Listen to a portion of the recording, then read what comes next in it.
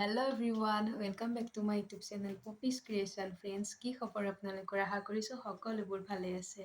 Friends, আপোনালোক সকলোলৈকে পবিত্ৰ ঈদ উল ফিতৰৰ হিয়াভৰা শুভেচ্ছা জ্ঞাপন কৰিছোঁ।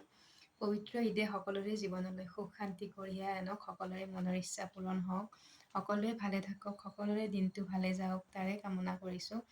আৰু ঈদ বুলিনো আমি কি কৰিছোঁ সেই সকলোবোৰ এই ভিডিঅ'টোত আপোনালোকক দেখুৱাম। আৰু আপোনালোকৰ ঈদৰ কাম হ'লনে নাই কমেণ্ট কৰি জনাব। আৰু আজি আমাৰ ঈদ বুলি কি কৰোঁ, কেনেকৈ কি কৰিছোঁ, এই আটাইবোৰ দেখুৱাবলৈ চেষ্টা কৰিম। ভিডিঅ'টো শেষলৈকে চাই থাকিব আৰু চেনেলটো যদি নতুনকৈ আহিছে প্লিজ চেনেলটো ছাবস্ক্ৰাইব কৰি দিব। তো বলক, ঈদ বুলি কি কৰিছোঁ আপোনালোকৰ লগত শ্বেয়াৰ কৰোঁ। ফ্ৰেণ্ডছ, ঈদ বুলি ঘৰ চাফা কৰি একদম চিকচিকীয়া কৰি দিছোঁ। ঘৰত থকা সৰুৰ পৰা সৰু কাপোৰ এটাও এৰা নাই, সকলোবোৰ ধুইছোঁ। আৰু এই পৰ্দাৰ কাপোৰবোৰ, চোফাৰ কাপোৰবোৰ সকলোবোৰ ধুইছোঁ। লগতে মকৰা জাল, ধূলি বালি আটাইবোৰ চাফা কৰিছোঁ। আৰু এয়া আঁঠুৱাখনৰ কথা নক'ব গাইজ, আঁঠুৱাখন আঁৰি থ'ব লগা হৈছে। জানি যিহেতু দিনত শুলেও আঁঠুৱাখন লাগে। আজিকালি ছাতিটো তাত সৰু হোৱা হ'ল, সেইকাৰণে এইটো এয়া ওপৰত তুলি থৈছোঁ। আৰু ৰাতিপুৱা উঠি এয়া যোৱাকালিয়ে ধোৱা পৰ্দাৰ কাপোৰ কিবা কাপোৰবোৰ লগালোঁ, ঘৰ চাফা কৰিলোঁ। আৰু এয়া গুড়া খুন্দিলোঁ, গুড়াখিনি ৰ'দত দিছোঁ অলপমান।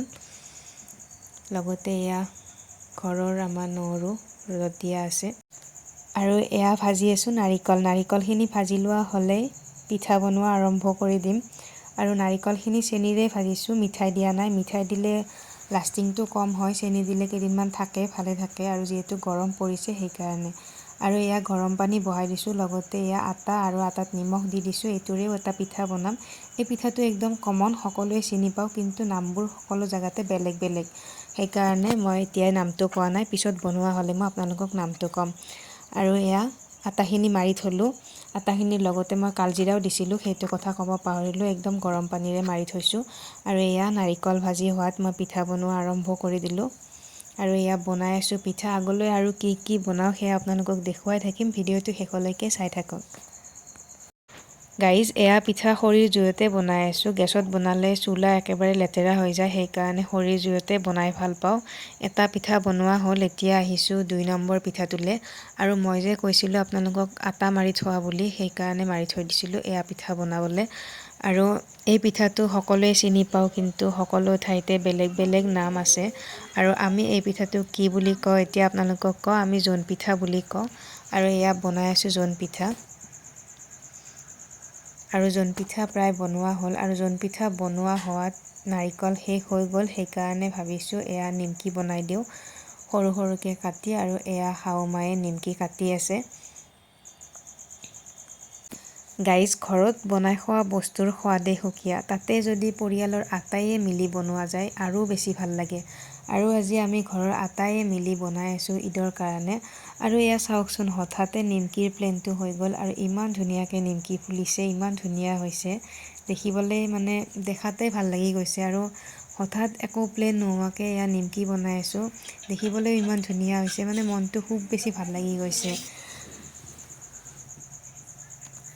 গাইজ, নিমকিখিনি লাহে লাহে আগৰ নিমকিখিনিতকৈও মানে পাৰফেক্ট হ'ব ধৰিছে। এটা বস্তু যেতিয়া বনোৱা যায়, বনাওঁতে যেতিয়া হাতত লাগে, যিমানখিনি ভুল থাকে সেই ভুলটো পাৰফেক্ট হ'ব ধৰে লাহে লাহে। আৰু আমাৰ নিমকিখিনিৰ ক্ষেত্ৰতো সেইটোৱে হ'ল।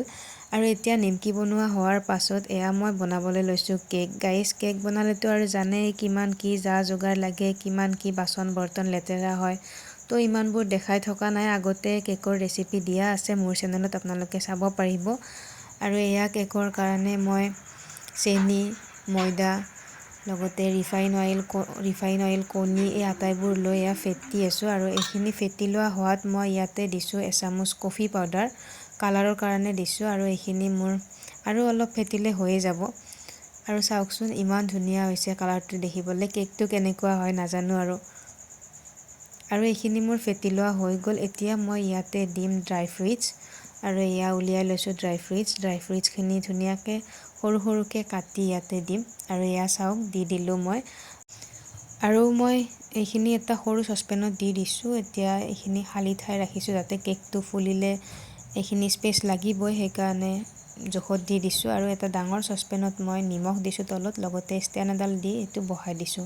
পিছত আপোনালোকক দেখাইছোঁ কেকটো হ'লে ৰিজাল্ট কেনেকুৱা হয়।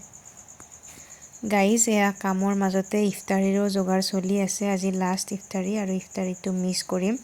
আৰু এতিয়া মই কেকটো বহাই দি এয়া ঢাকনি লগাই দিছোঁ আৰু এইটো প্ৰায় আধা ঘণ্টামান লাগিব। মই আপোনালোকক দেখাই আছোঁ। গাইজ এয়া চাওক কেকৰ ৰিজাল্ট। মানে কি ক'ম, জীৱনত বহুতবাৰ কেক বনাইছোঁ, বহুতবাৰ ফেইল হৈছোঁ আৰু মানে ঘৰততো আমাৰ গালি খাই খাই একদম কিমান বস্তু মানে নষ্ট কৰিছিলোঁ কেকৰ নামত। আৰু আজি ফাইনেলি একদম পাৰফেক্ট কেক বনাইছোঁ, অলপো মানে খুটি নাটি একো নাই। চচপেনটোৰ পৰা উলিওৱাৰ পিছতো অলপো ভাঙা নাই, একদম পাৰফেক্ট হৈছে। মনটো কিমান বেছি ভাল লাগিছে মই আপোনালোকক বুজাব নোৱাৰোঁ। ফ্ৰেণ্ডছ, এতিয়া কেকটো এনেকৈ আগত লৈ আগৰ কথা মনত পৰিছে। আমাৰ কিমান গালি খাইছোঁ, মই ইউটিউবত চাই চাই কিমান কেক বনাইছিলোঁ, কিমান বাৰ নষ্ট কৰিছোঁ। আৰু এতিয়া আজি এনেকৈ পাৰফেক্ট কেকটো বনাইছোঁ, সেইকাৰণে আমাৰ কাৰণে খুব বেছি মনত পৰিছে। মই একদম ইম'চনেল হৈ গৈছোঁ, সঁচাকৈ কৈছোঁ গাইজ। মই এনেকৈ পাৰফেক্ট কেক বনাই পোৱা নাছিলোঁ আৰু আজি বনাওঁতেই মই দোৱা কৰি আছিলোঁ যে মোৰ যাতে মানে ইজ্জতটো বাচে, মই কেক বনোৱাৰ ইজ্জতটো যাতে ৰাখিব পাৰোঁ। আৰু এয়া ফাইনেলি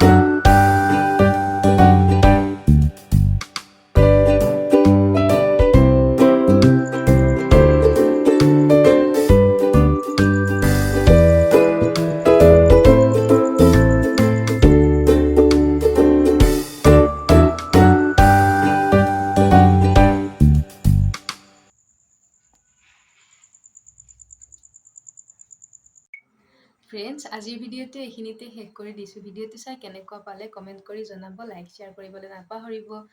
শেষত আকৌ এবাৰ আপোনালোক সকলোলৈকে পবিত্ৰ ঈদ উল ফিতৰৰ হিয়া ভৰা শুভেচ্ছা জনাইছোঁ। লগ পাম নেক্সট ভিডিঅ'ত। আজিলৈ এৰিছোঁ, বাই।